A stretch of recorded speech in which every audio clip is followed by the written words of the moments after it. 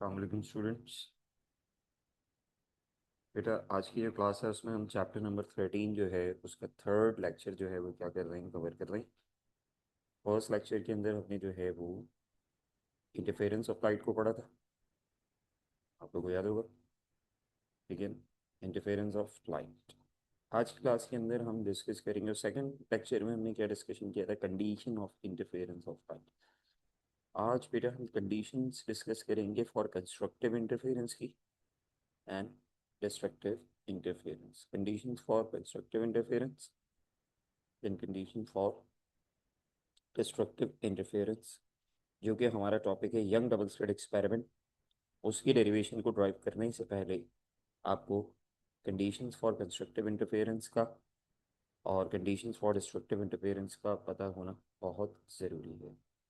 ठीक है बेटा, तो आइए सबसे पहले देखते हैं कंडीशन फॉर कंस्ट्रक्टिव इंटरफेरेंस।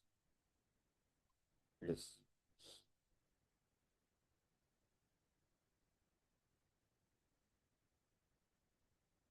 हाँ जी। तो बेटा constructive interference, condition for constructive interference की अगर हम बात करते हैं तो कंस्ट्रक्टिव इंटरफेरेंस क्या था, हमने आपसे डिस्कस किया था कि बेटा कंस्ट्रक्टिव इंटरफेरेंस का मतलब होता है कि जब दो ट्रांसवर्स वेव्स एक पर्टिकुलर पॉइंट पर आके क्या होंगी, मीट करेंगी। जब दो ट्रांसवर्स वेव एक पर्टिकुलर पॉइंट पर आके क्या करेंगी, मीट करेंगी। और मीट करने के नतीजे में और मीट करने के नतीजे में क्या होगा, ठीक है ना, दो सक्सेसिव क्रस्ट वेव के, दो सक्सेसिव क्रस्ट या दो सक्सेसिव ट्रफ, मतलब दो लाइट वेव के या तो दो क्रस्ट आपस में टकराएंगे या फिर दो ट्रफ आपस में क्या होंगे, आपस में टकराएंगे। जिसके नतीजे में जिसके नतीजे में हमारे पास जो इंटरफेरेंस होगी, उस इंटरफेरेंस का नाम क्या कहलाता है, कंस्ट्रक्टिव इंटरफेरेंस। एक दफा दोबारा रिपीट करता हूँ। कंस्ट्रक्टिव इंटरफेरेंस की कंडीशन क्या है, ठीक है, दो वेव चाहिए इंटरफेरेंस करने के लिए। आसान से अल्फाज में आपके सामने यहाँ पर मैं दो वेव्स बनाता हूँ। ये पहली वेव, फिर एक वेव जो होती है वो एक क्रस्ट और एक ट्रफ पे डिपेंड करती है, ध्यान में रखिएगा। ठीक है ना, इस और एक क्रस्ट और एक ट्रफ के दरमियान का फासला क्या कहलाता है, वेवलेंथ लैम्डा। एक क्रस्ट और एक ट्रफ के दरमियान का जो फासला कराता है वेवलेंथ क्या कराता है, लैम्डा।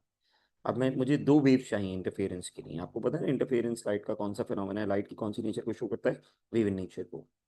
यस, तो अगर मैं आपसे ये कहता हूँ कि मैं आपके सामने दो वेव्स बनाता हूँ, ये एक वेव, ठीक है ना, और बिल्कुल इसी के ऊपर दूसरी वेव, इस तरीके से। यानी कि पहली वेव का क्रस्ट, ब्लैक वाली वेव का क्रस्ट रेड वाली वेव के क्रस्ट के साथ मिल रहा है। ब्लैक वाली वेव का ट्रफ रेड वाली वेव के ट्रफ के साथ मिल रहा है। तो बताएं दोनों वेव्स में डिफरेंस कितना है, दोनों वेव्स में डिफरेंस कितना है। तो आपका जवाब क्या होगा, आप कहेंगे सर जहाँ से पहली वेव स्टार्ट हुई थी वहीं से दूसरी वेव स्टार्ट हुई है, क्रस्ट क्रस्ट पे आ रहा है, ट्रफ ट्रफ पे आ रहा है। तो द पॉइंट और फ्रिंज ऑन द स्क्रीन, यानी कि स्क्रीन पे जो बनने वाला जो फ्रिंज होता है वो ब्राइट होता है ड्यू टू कंस्ट्रक्टिव इंटरफेरेंस। ठीक है ना, इससे पहले वाली क्लास में जो लेक्चर मैंने बताया था कि अगर स्क्रीन पे जो है ना कोई एक विजिबल कलर आ रहा है, मतलब कोई एक कलर आ रहा है, ब्राइट कलर बन रहा है, ठीक है ना, तो वो कौन सा इंटरफेरेंस है, कंस्ट्रक्टिव इंटरफेरेंस। सो अगर हम उसके दरमियान पार्ट डिफरेंस निकालते हैं तो पहला जो पार्ट डिफरेंस आएगा, ठीक है ना, S is the symbol of path difference, path difference को पीडी भी कहते हैं, और उसका जो सिंबल है एस है। तो बताएं पहली वेव का जो पार्ट डिफरेंस है वो क्या है, जीरो।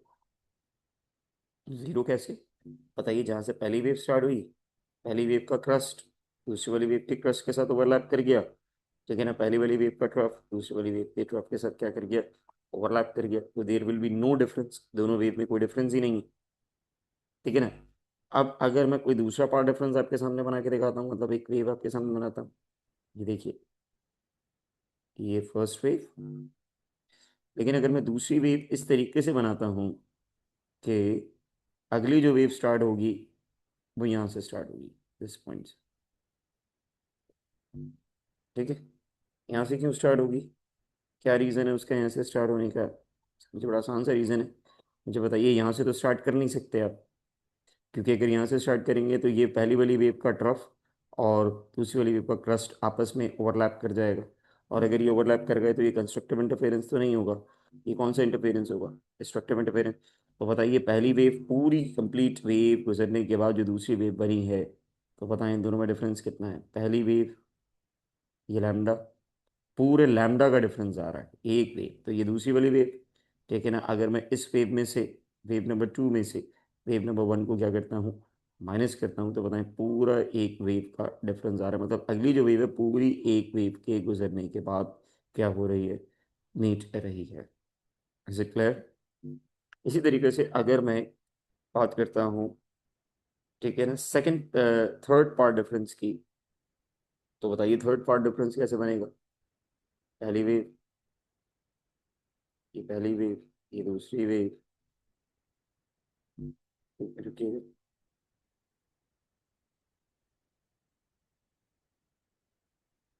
ये देखें, एक वेव, ये दो वेव और ये तीसरी वेव, ठीक है ना। तो अगर मैं मिसाल दे रहा हूँ आपको, तीसरी वेव बनाता हूँ, तो ये पहली वेव गुजरने के बाद ये पहला path difference, first path difference तो आपके पास क्या था, जीरो। फिर दूसरा पार्ट डिफरेंस आपके पास कितना था, लैम्डा। तो थर्ड मुझे बताएं कहाँ से स्टार्ट होगी, यहाँ से। तो कितनी वेव का डिफरेंस आ गया, ये एक और ये दो। तो ये यहाँ से यहाँ तक मुझे बताओ क्या हो गया, लैम्डा और ये लैम्डा। तो लैम्डा प्लस लैम्डा क्या हो जाएगा, two lambda. Is it clear? इसके बाद एक और देख लें, और कोई एक और चीज़ देखना चाहें, बस और आइडिया दूँ, तो बताइएगा फोर्थ पार्ट डिफरेंस कैसे निकालेंगे। सो पहली वाली सोर्स की, ये पहली भी, एक, दो, तीन, चार, ये फर्स्ट लैम्डा, ये टू लैम्डा, ये थ्री लैम्डा, ठीक है ना। पहली वाली वेव भी मुकम्मल हो गई, दूसरी ये हो गई। तो पहला पार्ट डिफरेंस जो था वो क्या था, जीरो था। दूसरा क्या था, लैम्डा। तीसरा क्या था, टू लैम्डा। तो बताएं चौथा क्या होगा, this is called three lambda. तो ये थ्री लैम्डा, ठीक है ना। और m का मतलब क्या है बेटा, ये m एक इंटीग्रल नंबर है, ठीक है ना। इंटीग्रल नंबर कहाँ से स्टार्ट होते हैं, zero, one, two, three. So s is the symbol of path difference. So condition for constructive interference, condition for constructive interference को हम क्या कहते हैं, मैक्सिमा, यानी कि जहाँ लाइट का कौन सा कलर शो होता है, ब्राइट कलर, ठीक है ना। तो जो अगर कोई कलरफुल आपको स्पॉट नजर आ रहा है स्क्रीन पे, तो वो कंस्ट्रक्टिव इंटरफेरेंस है। फिर इसी तरीके से डिस्ट्रक्टिव इंटरफेरेंस पे आ जाए। डिस्ट्रक्टिव इंटरफेरेंस क्या होता है, द पॉइंट और fringe on the screen will be dark due to destructive interference if the path difference between the two rays of light will be. अभी जो पाथ डिफरेंस होगा, destructive interference कब होता है, जब पहली वाली वेव का क्रस्ट होता है। अभी एक वेव हो गई, अब बताएं जो दूसरी वेव बनाऊंगा, पहली वेव के क्रस्ट से क्रस्ट को नहीं बनाऊंगा। एक वेव का क्रस्ट होता है और दूसरी वेव का क्या होता है, ट्रफ। तो आप मुझे बताएंगे यहाँ से यहाँ तक कितना डिफरेंस है, ये पूरी एक वेव होती है यहाँ से यहाँ तक, तो ये डिफरेंस कहाँ से कहाँ तक हो गया, ये हाफ ऑफ इट्स लैम्डा। तो जो पहला पार्ट डिफरेंस आएगा आपके पास वो क्या आएगा, s is equals to half lambda. इसी तरीके से अगर मैं दूसरा डिस्ट्रक्टिव इंटरफेरेंस आपको बनाऊँ, दूसरे से बात को और समझने की कोशिश करिएगा। ये एक वेव, ये दूसरी वेव, ठीक है ना। अब आप मुझे बताएं सेकंड, अगर मुझे डिस्ट्रक्टिव इंटरफेरेंस बनाना है, तो ये एक वेव को छोड़ के यहाँ से तो नहीं बनाऊंगा, मुझे बताएं मैं यहाँ से बनाऊंगा, क्यों? क्योंकि क्रस्ट जो है वो पहली वाली वेव का जो है वो क्या है, पहली वाली वेव तो ये हो गई, दूसरी वाली वेव का जो है वो ट्रफ है, और पहली वाली वेव का क्या है, क्रस्ट, जहाँ से ओवरलैप होगा। तो बताएं डिफरेंस कितना आ रहा है, ये यहाँ से यहाँ तक लैम्डा, और ये यहाँ से यहाँ तक ये लैम्डा अपॉन टू। तो लैम्डा प्लस हाफ लैम्डा, जब आप लैम्डा प्लस हाफ लैम्डा करेंगे तो आपके पास आंसर आएगा, क्या आंसर आएगा आपके पास, थ्री अपॉन टू लैम्डा, क्या लेने के बाद, एलसीएम लेने के बाद। Is it clear? यहाँ तक बात समझ में आई? तो बेटा जो डिस्ट्रक्टिव इंटरफेरेंस का जो पार्ट डिफरेंस होता है वो क्या होता है, half of its lambda, three upon two, फिर फाइव अपॉन थ्री। अब ये फाइव अपॉन थ्री कैसे होगा, एक और चीज़ देख लो, चलिए एक बार और देख। ये क्रस्ट, पहली वाली, सॉरी, एक वेव, ये दूसरी वेव, ये तीसरी वेव।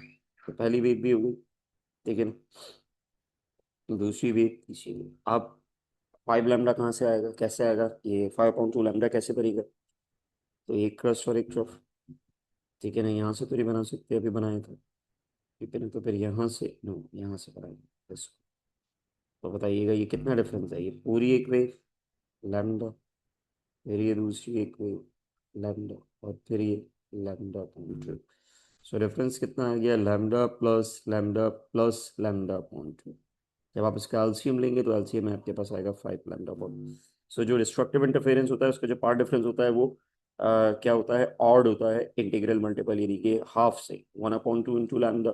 अब ये एम की वैल्यू, अगर मैं एम की वैल्यू की बात करूँ तो एम स्टार्ट कहाँ से होता है, जीरो से, तो इसी तरीके से भी चेक कर सकते हैं, एम की जगह पर जीरो प्लस 1/2 इंटू लैम्डा। तो बताएं फर्स्ट पार्ट डिफरेंस आपके पास क्या आ गया, lambda upon two, half of its lambda.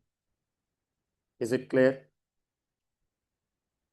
अगर मैं सेकेंड पार्ट डिफरेंस की बात करता हूँ, सेकेंड पार्ट डिफरेंस की बात करता हूँ, तो मेरा सेकेंड पार्ट डिफरेंस में एम की जगह पर मैं क्या लिखूंगा, वन। एम की जगह पर क्या लिखूंगा, वन। तो यहाँ वन आएगा, बताएं 1 + 1/2, और ये बाहर आ गया लैम्डा। जब आप इसका एलसीएम लेंगे तो 3/2। तो यहाँ जाके बेटा ये आपके पास जो है, ये condition for constructive and destructive interference जो है मुकम्मल हुआ। अगर आपको समझ में आया तो बेटा ज़रूर कमेंट कीजिएगा। आई होप कि यहाँ तक आपको क्लियर हो गया होगा। ये condition for constructive and destructive interference जो है हमारे जिस टॉपिक के लिए इंपॉर्टेंट है, जिस called young double slit experiment.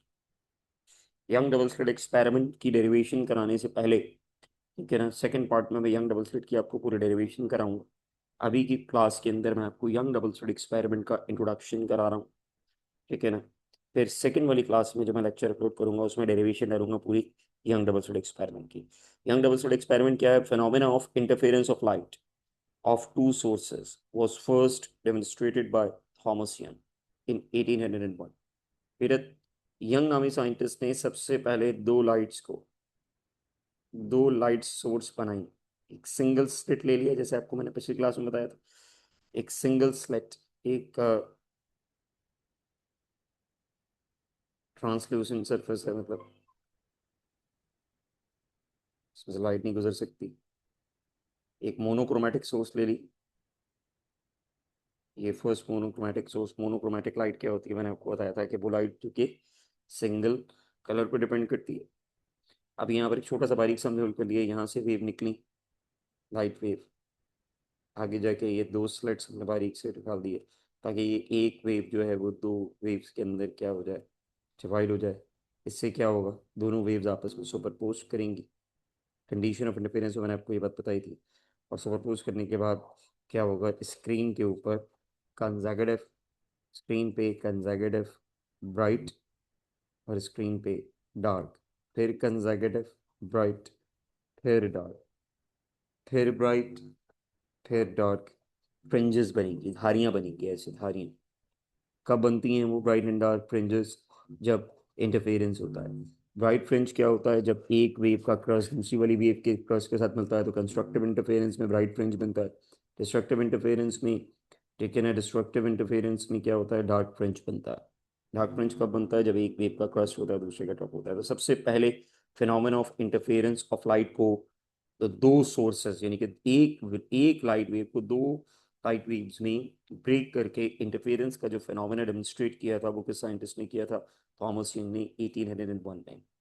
फिर अगर हम इसकी कंस्ट्रक्शन की बात करते हैं तो बताइए, ये आपके पास एक स्लिट है, ये पहली वाली स्क्रीन है, इसको स्क्रीन वन का नाम दे रहे हैं, ठीक है ना।